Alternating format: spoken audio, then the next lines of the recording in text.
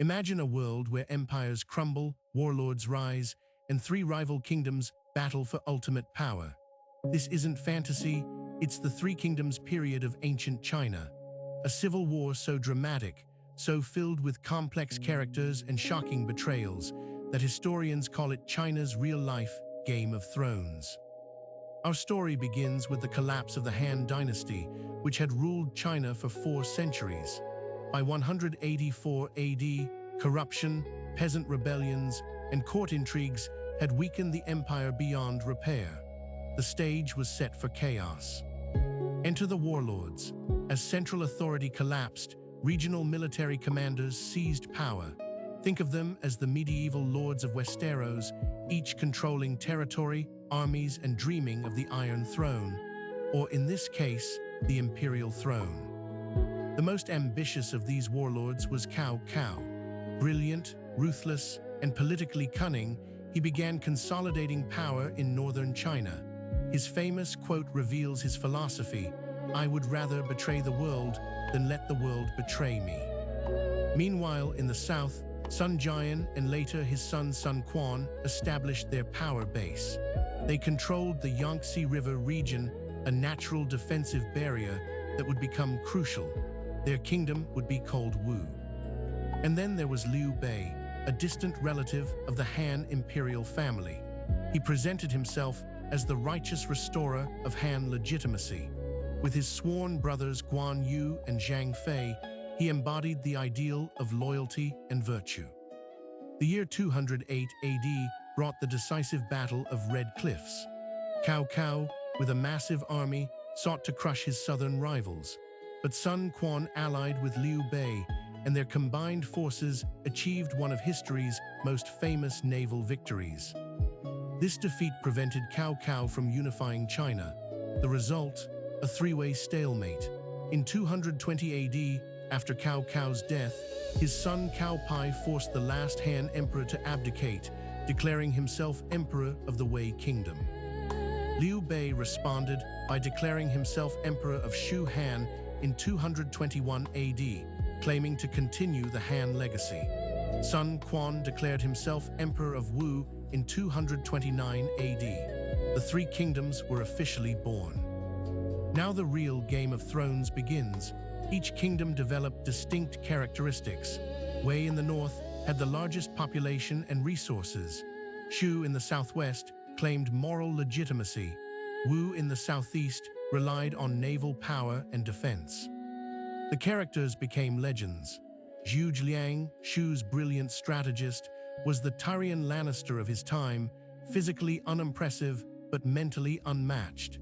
His empty fort strategy and borrowing arrows with straw boats are still studied today. Guan Yu, Liu Bei's sworn brother, became deified as the god of war. His loyalty was so legendary that when captured by Cao Cao, he refused to betray Liu Bei despite generous offers. He eventually escaped to rejoin his brother. Meanwhile, Sima Yi and Wei played the long game like Littlefinger. He served Cao Cao's descendants while secretly building his family's power. His patience would eventually reshape everything. The battles weren't just about brute force, they were chess matches.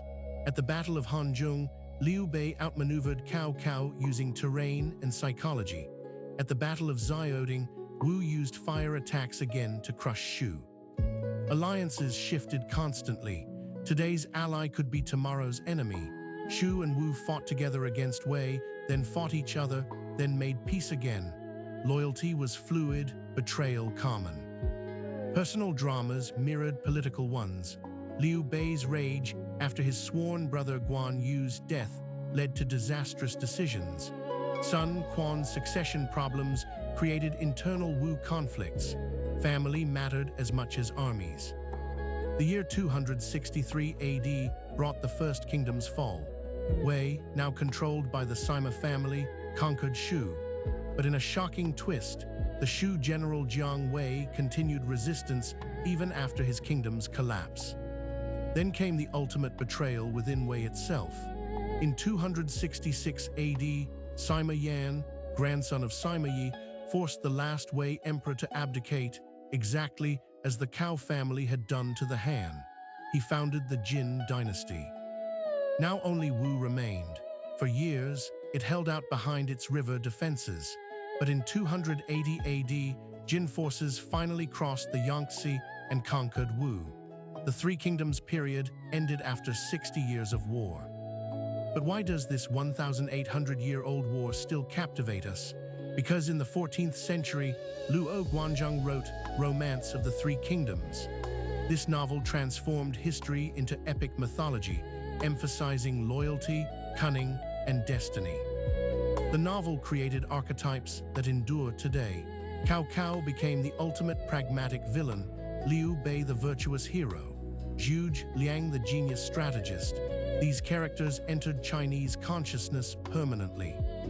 Like Game of Thrones, The Three Kingdoms explores timeless themes: the tension between idealism and pragmatism, the costs of ambition, how small personal decisions shape history, and whether ends justify means. The military strategies are still studied. Business leaders apply Zhuge Liang's tactics to corporate competition. Politicians study the alliance formations. Gamers reenact battles in video games like Dynasty Warriors. Every Chinese person knows these stories. They are performed in operas, depicted in paintings, referenced in idioms. Speaking of Cao Cao and Cao Cao arrives is like saying, speak of the devil. The history lives in the language. The Three Kingdoms teaches us about cyclical history. Dynasties rise and fall. Power corrupts. But also about human resilience, how people rebuild after decades of war, and how stories help societies process trauma. Compare the numbers. The War of the Five Kings in Game of Thrones lasted a few years. The Three Kingdoms War lasted 6 decades. Millions died. Entire regions were depopulated. The scale was unimaginable. Yet from this chaos emerged enduring ideals. The oath between Liu Bei, Guan Yu, and Zhang Fei became the ultimate symbol of brotherhood. Zhuge Liang's loyalty to Shu despite its weakness became the model of dedication. The Three Kingdoms also shows women's roles, often overlooked but crucial. Sun Shangxiang, who married Liu Bei for alliance, then returned to Wu. Lady Zhuge, who maintained family honor. Their stories add depth. Modern retellings continue. TV series, movies, manga, and even an upcoming Netflix adaptation prove the story's timeless appeal. Each generation reinterprets it for their time. So why is this China's Game of Thrones? Because it has everything: complex characters, shocking betrayals, epic battles, political intrigue, family drama, and moral ambiguity. But it's real history that shaped a civilization. The Three Kingdoms period reminds us that history isn't just dates and battles, it's human stories. Ambition, loyalty, wisdom, and folly played out on a continental scale. These echoes still resonate in Chinese culture today. Next time you watch political dramas or read about power struggles, remember, China lived through the ultimate version 1,800 years ago. The Game of Thrones was played for real, and its lessons still matter.